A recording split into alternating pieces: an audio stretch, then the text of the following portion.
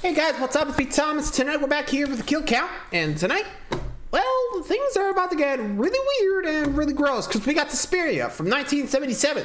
This one's kind of the Italian classic. So let me put it like this: we've actually seen like references to this a bunch of times. So you know what? I'm just gonna let this thing, like speak for itself.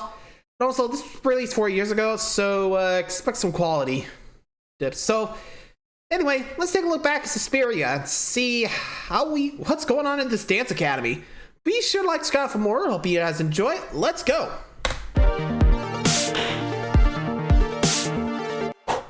Welcome to the Kill Count, where we tally up the victims in all our favorite horror movies. I'm James A. Janice, and today we're looking at Suspiria, released in 1977 by master of Italian horror Dario Argento. I'm covering this now because of the Kinda remake coming out by Luca Guadagnino, which has a wide release on November 2nd and apparently is pretty divisive, so I can't wait to see it. I'm all about that shit. The original Suspiria is an absolute classic and has its roots in the giallo subgenre of the 70s, Italian horror and thriller films that have a mystery or crime element to them. They're also usually big on gore and sex, so giallo films are sometimes considered a predecessor to American slasher films. Unlike the giallos that came before it, though, Suspiria dives headfirst into the supernatural and features an almost entirely female cast, two aspects of the movie that may have been influenced by Argento's new wife and Suspiria co-writer, Daria Nicolodi. Suspiria follows an American ballet student, played by Jessica Harper, who arrives in Germany to begin her studies at a dance academy. That's all I'll say about it right now, because honestly, I want you to stop this video and go watch the movie if you've never seen it before. It's one of my favorite horror movies. But don't go into it expecting a sensible storyline or a masterful plot. Suspiria is much more focused on visuals and sound, and it's a triumph in both. The bitchin' soundtrack is scored by Italian prog rock band Goblin and is worth the price of admission alone. If you guys remember, then you get to how cool everything looks, and oh man, I mean, look at this dope-ass cinematography. And the colors, Duke, the colors! This Italian classic has also got a ton of kick-ass kills to it, so let's get to them.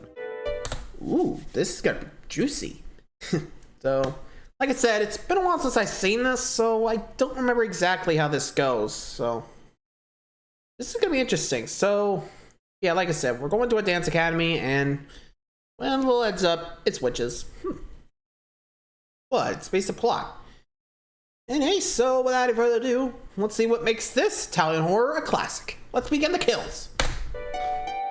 Yeah, best I got. Let's go. The movie begins with a credit sequence and that amazing theme that I can't include in this video, or else it'll get claimed faster than a new iPhone in the Lost and Found. But just look it up on YouTube if you've never heard it. It's amazing. Our fairy tale princess, Susie Banyan, arrives in a Munich airport and steps out into Nightmare Land with a fanfare. As the elements rage against her, portending the dangers she'll face ahead, she hails a taxi cab and takes a ride through the pounding thunderstorm to see the various colors and flood points of the city. Her cab pulls up to the bright red ballet institute that she'll soon be calling home, Tan's Academy, and on her way to the front door, she sees another girl leaving in a hurry, yelling something that's overpowered by the thunderclaps overhead. Susie's unable to gain admittance right now, so she heads back the way she came, passing the other girl she saw running through the Black Forest. What, not gonna offer her a ride, Sus? The girl, Patricia Hingle, shows up at a friend's apartment building that has an amazing looking lobby, complete with a stained glass window in the ceiling. Her friend, Sonia, is fine with her staying overnight, even though Pat's unable to explain why she had to flee the academy. It's useless to try and explain it to you. You wouldn't understand. Oh yeah, by the way, all the dialogue in this movie is overdubbed. Apparently, the international cast members all spoke their own various languages while filming, and everything got overdubbed into English in post-production. It can be a little jarring if you're not used to it, but for me, it doesn't detract from the movie at all. Pat is tormented by angry gusts of wind and creepy whisper sounds from outside the apartment building. But the most frightening thing of all is when she looks outside and sees some eyes in the darkness. That might just be a Cheshire Cat, Pat. I wouldn't worry too much. You're saying?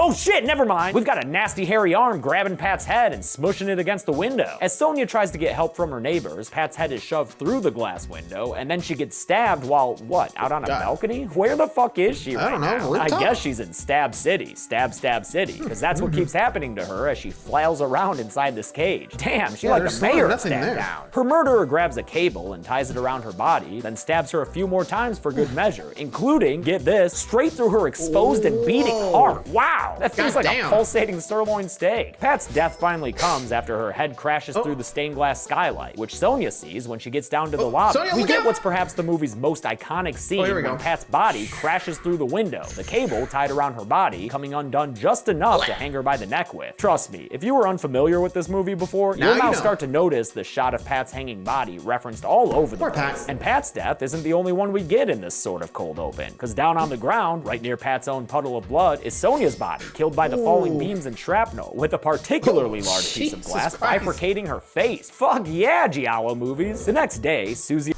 Damn, like, I'll be real, if I saw that, I'd be like, oh shit, step away. That's usually a point you gotta move out of the way. Like, I ain't getting stuck by glass. Like, just saying, that's asking to get killed. Oof, man, not a few minutes in, we already got our first 2 kills. Both iconic in a way. Anyway, time to check out the academy now. See why the hell they fled. He arrives at the academy and meets an instructor named Miss Tanner, this tiger shark in heels who always looks like she's about to break her own teeth from smiling too hard. Tanner introduces Susie to Madame Blanc, the headmistress of the academy, played by Joan Bennett in her final film role ever. But Madame Blanc is only second in command here. The top dog, the directress of the academy, is unfortunately out of town right now. I offer you our academy's official welcome in the name of our directress, who unfortunately is not here at the moment. She's traveling abroad. Tough time to be gone, what with Pat's disappearance and these detectives at the school investigating it. But don't get too attached to these dudes. They only have a couple of lines, and after this scene, they're never even heard from again. These cops and their fancy logic don't belong in this nightmare fairy tale. Instead, the academy is chock full of creepy characters who Susie's gonna have to keep an eye out for. For instance, there's Madame Blanc's creepy little nephew Albert, who looks like he's about to go up a hill to fetch a pail of water. And here's Pablos, a handyman who the staff is not super nice to. He's really ugly, isn't he? Don't be afraid to say so. Yeah, Italian Jaws, you ain't got no alibi. Get out of here, you ugly fuck. Susie is taken to a locker room where all the other dancers are waiting with judgmental looks. The sultry one, striking an Angelina Jolie pose, is Olga, who it turns out will be Susie's roommate at an apartment downtown. She immediately establishes herself as a mean girl frenemy towards Susie and another dancer, Sarah. I once read that names which begin with the letter S are the names of snakes. Jeez, get a room already. Oh wait, you've got one. Olga's bitchin' bachelorette pad is dope as hell, and Susie is lucky to be living there. Like, what is that hourglass lamp? It's awesome. Way better than living at the school like some of the other dance students. After a class, Madame Blanc does offer Susie a room at the academy so she can live there as well, but Susie politely declines. Guess it wasn't polite enough to avoid the wrath of Miss Tanner, though. I had no idea you were so strong-willed. I see that when you make up your mind about something, nothing will change it for you. My compliments. But you can't really blame Susie. Who would want to live in this building when you've got weirdos like Albert and his nanny staring you down in the hallway and flashing sunlight in your eyes? What the fuck, lady? Don't you know Susie's allergic? At least she must be, because after getting Manfred manned by the nanny, she can barely keep herself up during her next class at the academy. I'm not a dancer or anything, but I'm pretty sure you're not supposed to look like you're doggy paddling through the air. Eventually, she collapses to the ground and some red paint comes out of her nose and lips. Is that candy apple or more of a fire engine red? I don't know. I'm not an artist either. To treat her mysterious illness, the ladies of the academy put her in a room and, well, kind of looks like they're waterboarding her, but I guess they're just trying to make sure she stays hydrated. You look better already. You've even got color back in your cheeks. Color in her cheeks? Lady, look around you. There's freaking color everywhere. Yeah, in any case, Susie's belongings have been moved out of Olga's apartment and into this room, so it looks like she's gonna be staying at the academy after all, even though she would still prefer to live off campus. Chin up, Susie. The academy's doctor, Professor Vertigast, has a great prescription for you to get better. A glass of red wine with each meal. It works miracles. Hell yeah, get shwasted, Suze. Doctor's orders. The good news about Susie's new rooming arrangement is that she has Sarah as a next-door neighbor. The bad news is that there's something creepy-crawly about this place, as she discovers while combing her hair. What's that you just found there, Susie? Oh, it's a maggot. Maybe it's just the one, though. I'm sure there's nothing to... Oh, no, your comb is fucking full of maggots. Pretty gross. Where are these things coming from? Oh, there. Son of a bitch, all these dancing pupils are getting covered in pupa. Miss Tanner heads into the attic to see where these baby bugs are coming from, and amidst a sea of blue light, she finds the source of infestation. A wooden crate that she opens to find a bunch of, I don't know, what is that, meat? Is that a meat crate? Yeah, zoom in on the maggoty meat crate. That's a real fun shot. God, maggots are gross. Madame Blanc tells... You know, actually, I heard that And I think in a part of Italy, that's actually a delicacy, like maggot-infested cheese. The meat? No. Also, who the hell sent that? Like, seriously. Landlord, whoever did that, I would have expelled them. Like, shish. That's not good. That's all I can say. Like, what the hell is going on here? Oh boy. Let's see what else is going on. The girls that they must have gotten a delivery of spoiled food, and since the storm of maggots has rained down into all of the student rooms, they're gonna have to have a fucking slumber party! Oh man, it's like when your high school did a lock-in and you got to sleep in the school gym. Could I get a hand check here? Madame Blanc wishes all the girls goodnight, and the instructors leave, turning off the lights so everyone can watch a red-tinted puppet show. God damn, the colors in this movie are pretty. Nighttime gives way to crazy wide camera angles that bend the edges of the shot and make everything look weird, which goes along nicely with all the crazy weird whispers on the soundtrack. Oh, what's that? Against this backdrop, a striking figure takes her place in bed behind where Susie and Sarah are lying. The mysterious person begins to snore very loudly, which awakens Sarah from her slumber. She wakes up Susie, and they come to the conclusion that their sleep apnea-afflicted friend back there must be the directress of the academy. The staff was lying about her being out of town. Sarah can tell it's the directress from her snoring, which she had heard previously in another weird experience. She tells Susie all of this in a very intimate close-up. So I know she's the directress. She's there, right behind that sheet. The next morning, the Academy's pianist Daniel shows up for another average day of tickling them keys. Daniel is blind and thus has a seeing eye dog that he leaves tied up outside the school while he's at work. But today, Albert and his nanny are approaching the dog in a really strange way. And after the camera cuts inside, we hear the dog snarling and Albert screaming his little Aryan head off. Miss Tanner interrupts a very jumpy dance session to yell at Daniel, telling him that his dog bit a big old chunk out of poor little Albert. Daniel is incensed at the accusation that his pup is not a good boy, and Tanner tosses him and his cane out of the academy. It's definitely humiliating for the poor dude, but at least he doesn't have to see Miss Tanner's creepy smile. Get out! Get out of here! Good riddance! Apparently Susie is still on that wine and no calories diet, which is why she's suburban mom drunk that night when Sarah stays over with her and tries to listen to the traffic patterns of the instructors in the hallway to figure out where they go every night after supper. I don't think they're leaving the school. What? What did you say? Yeah, I don't know either, Sarah. That was more slurry than a Mark Twain novel. Before Susie can clarify anything, though, she passes out like a fucking freshman. Learn to hold your wine, girl. Yo, you know who could drink Susie under the table? These leader brosin having a tabletop group dance in a bar that Daniel's chilling at. He leaves the bar to head home with his faithful dog leading the way, but as soon as that kick-ass goblin theme starts playing, you know something spooky gonna happen. It's another sequence made unforgettable by the striking imagery and how straight up bizarre it is. Daniel and his dog walk into the middle of this giant public space, which in real life is Königspacht Square, a place in Munich where Nazis held rallies and book burnings. Makes sense, this place definitely has that severe Nazi aesthetic going on. Daniel's dog starts going nuts and he begins to suspect that someone is around them, even though we can see that he's all by himself in the middle of this big open space. He should be plenty safe. But then there are some push-ins on a gargoyle statue and a swooping POV shot with fluttering sound effects. Some shadows cast on one of the buildings there almost begins to look like a pack of witches on broomsticks, but we never see anything tangible before Daniel's dog suddenly attacks him out of nowhere. He knocks him to the ground and tears his throat out. The only witnesses to the act is two imposing buildings. We get more red paint looking blood coming out of Daniel's mouth, but if you want more than that, here you go. There's some real gross meaty stuff that the dog tears from his face just off screen. The kill only ends when a couple of police officers rush to the crime scene and chase the dog away. That's a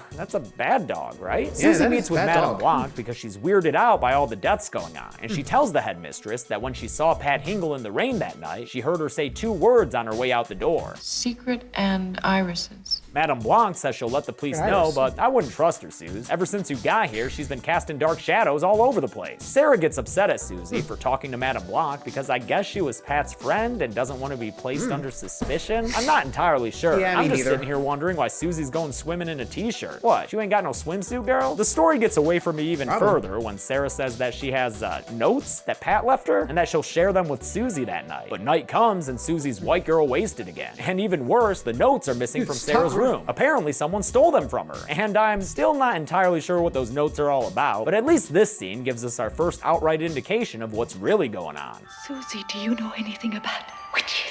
With that, Susie's down and out, so Sarah is left on her own to investigate the footsteps and chattering she hears in the hallways outside their room. After everything turns a Wicked Witch green, Sarah goes into the red-tinted hallways and winds up climbing into the attic, which is a moody sort of blue. All three primary colors of light in a matter of minutes. Good work, Argento. She gets attacked by a switchblade and ends up crashing through a couple of candy glass windows before taking refuge behind a door that she latches shut. But when her assailant goes to lift the latch up with her blade, Susie backs away in horror and cowers into a crumple. The only way out of this room seems to be through a small box window at the top of the wall, so as her attacker continues trying to get in, come on, it shouldn't be that hard, dude. It looks pretty damn simple. Sarah climbs a tower of suitcases and fits her way through the window. She ends up in a weird small room with a door right in front of her, but when she hops down a ledge to get to it, she ends up entangled in a bunch of razor wire. Oh shit! Hey, Saw, eat your beating heart out. Sarah tries to reach the door, but she only gets deeper and deeper enmeshed within the wire. Now, granted, the close-ups here show that this wire has no razors or barbs to speak of, but maybe that's why her attacker shows up to finish the job himself with a razor blade across the throat. R.I.P. Sarah. Susie wakes up and looks for her friend, only to have Miss Tanner tell her that Sarah left the academy that morning. Susie don't buy that shit, so she goes to meet with this dude Frank Mendel, a friend of Sarah's that she had mentioned during their secret Whisper swim times. As he wears the hell out of that dope green blazer, he tells Susie what Sarah had been talking to him about before her disappearance. She had discovered that the Tam Academy was founded in 1895 by a certain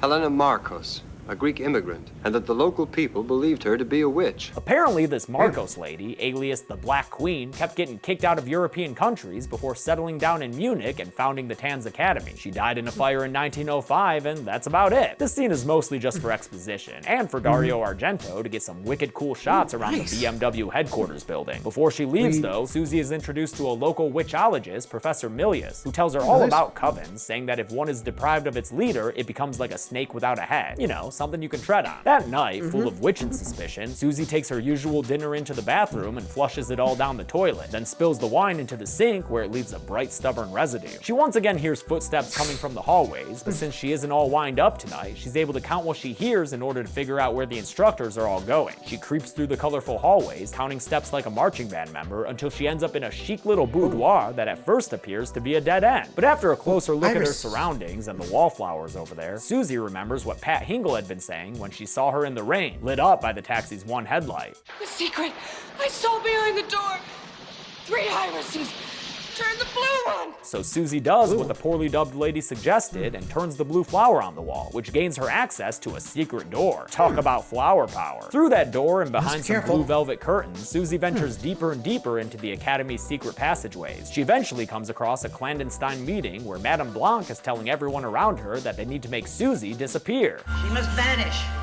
She must die. Die! Die! Oh, it's okay, Susie. I'm sure she didn't mean it. Then again, she does take a drink of something and starts screaming out a spell. Susie has a reaction to it that little fucker Albert notices, so it looks like her secret spy mission is about to be blown. On her way back out, though, she comes across the body of her dearest Sarah, with pins in her eyes and her wrists nailed down. She leaves the hallway through another door that lands her in a room with a colorful peacock light and the world's loudest snorer sleeping behind a curtain over there. Susie accidentally knocks over the bird with the crystal plume, and the resulting crash wakes up the terrifying directress of Tanz. Who is it? Who's there? I've been expecting you. The American girl. Yeah, dude, Helena Marcos is freaking scary, man, and she laughs as Susie picks up a piece of that broken bird to use as a weapon. Her taunting only grows worse after Susie goes to attack the head witch in charge and finds nothing in her place. You wanted to kill me.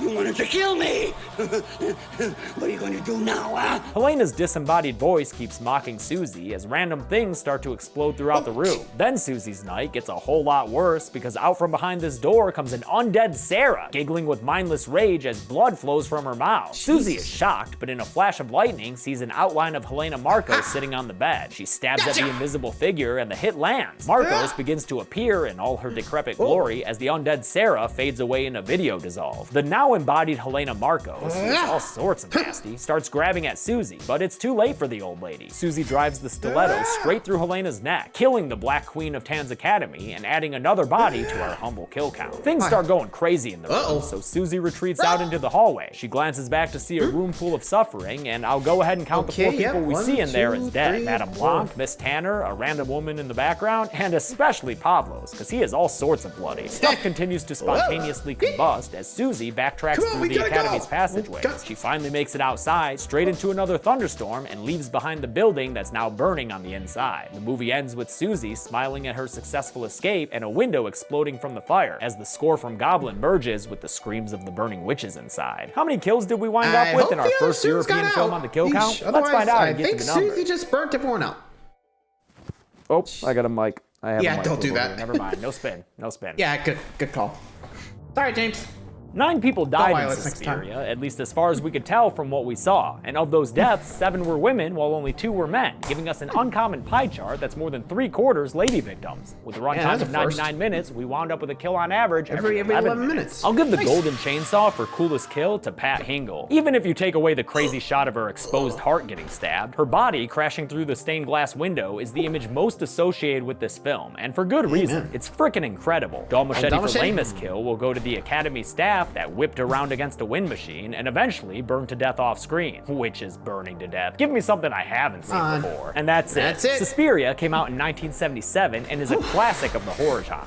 I don't know if the new one lives up to its reputation because I haven't seen it yet, but I'm sure I will, and yes, I'm sure I'll cover it on this series eventually. But until then, I'm James A. I don't think he has. This has been The Kill Count. Thanks a lot for...